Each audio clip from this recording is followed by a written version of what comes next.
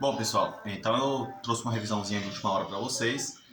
Bem, na nossa aula nós aprendemos sobre o Código Florestal. Então, o Código Florestal é a lei máxima sobre meio ambiente no Brasil. Ela foi criada em 1934 no governo Vargas. Depois, no período militar, ela sofreu uma alteração e, por último, lá em 2012, ela sofreu outra alteração. Então, ela foi criada em 34 e depois foi alterada por duas vezes. Precisa lembrar o contexto em que ocorreu a criação do Código Florestal durante o governo de Getúlio Vargas, lá em 1934.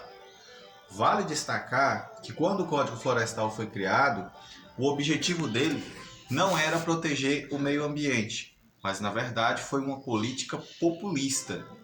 Vale lembrar que Getúlio Vargas era tido pela sociedade brasileira como o pai dos pobres, então ele era um político carismático.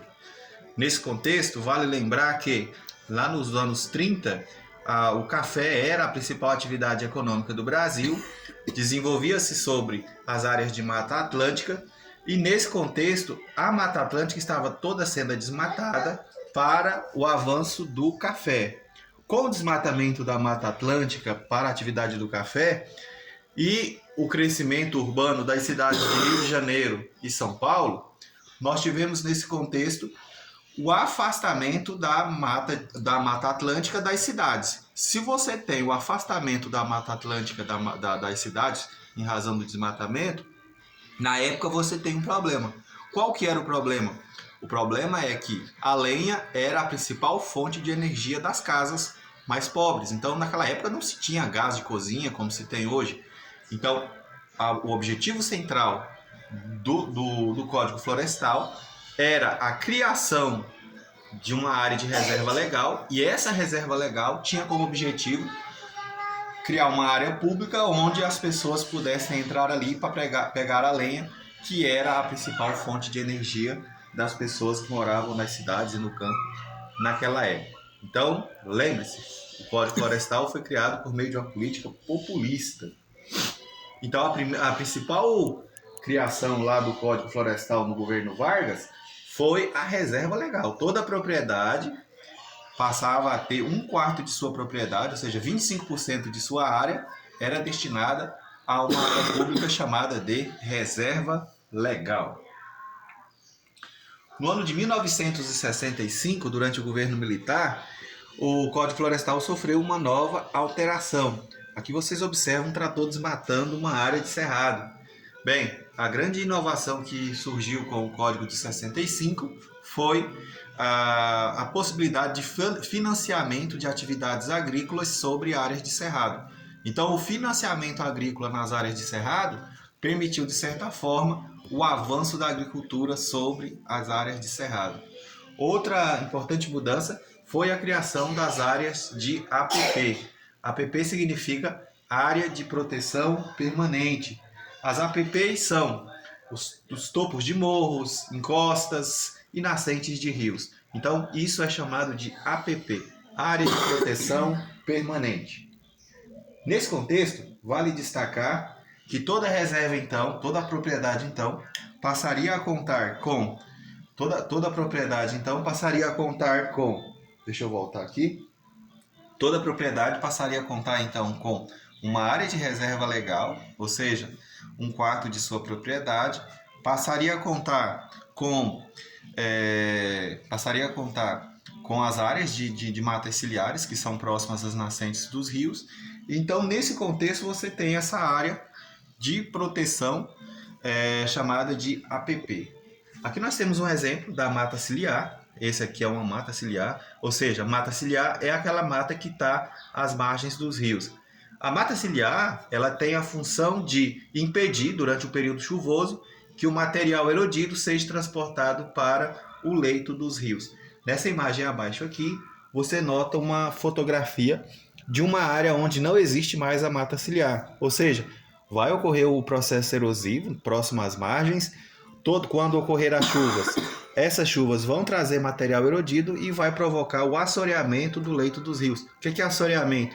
É você entupir o leito dos rios com barro que veio erodido pela ausência da mata ciliar. Então, a mata ciliar, ela cumpre um importante papel de preservação do leito dos rios. Bom, falando de Conferência Mundial, no ano de 1972, nós tivemos a primeira Conferência Mundial de Meio Ambiente em Estocolmo. Então, a Conferência Mundial de Estocolmo, ela serviu para debater os rumos do desenvolvimento. Então, lá em 1972, ocorreu a primeira Conferência Mundial de Meio Ambiente. O que ela debateu? Ela debateu os rumos do progresso, o rumo do desenvolvimento. Ela buscou, através de seus debates, criar um modelo de desenvolvimento que fosse mais ecologicamente positivo. No Rio de Janeiro, em 1992, ocorreu a maior conferência mundial de meio ambiente até então, a Conferência Mundial Eco 92, ou Rio 92. Lá na Rio 92 surgiu o nome sustentabilidade. Sustentabilidade significa produzir de forma equilibrada com o meio natural. Então, o termo sustentabilidade surge lá na Eco 92, e lá na Eco 92 vai surgir um documento chamado Agenda 21. A Agenda 21 ela é um documento que ensina o mundo a ser sustentável no século 21. Ou seja, sustentabilidade é produzir de forma equilibrada. Mas aí como que eu vou produzir de forma equilibrada? Você vai lá na Agenda 21, que é o documento que te ensina a ser sustentável no século 21. Em 1997, vai ocorrer uma outra reunião, vai ser lá em Kyoto, no Japão, onde vai ser assinado um protocolo chamado Protocolo de Kyoto. E o Protocolo de Kyoto tinha como objetivo reduzir a emissão de gases nocivos, gases de efeito estufa. Então a meta era, até 2030, reduzir 25% da emissão de gases de efeito estufa na Terra. Aqui agora, então, em 97 ocorreu o Protocolo de Kyoto, que tinha como objetivo reduzir a emissão de gases de efeito estufa. Aqui agora você tem 1,5 graus Celsius. Então, essa é a meta que foi assinada no Acordo de Paris em 2015. No Acordo de Paris, a meta é, até 2100, só deixar a Terra aumentar a temperatura até, no máximo, 1,5 graus. Ou seja, acredita-se que se continuar o processo de desmatamento e mudanças climáticas, a Terra tende a aumentar as temperaturas. Então, o objetivo do Acordo de Paris é fazer com que a Terra aumente apenas 1,5 graus de temperatura até 2100. Aqui, para finalizar, nós temos os grandes desastres ambientais brasileiros.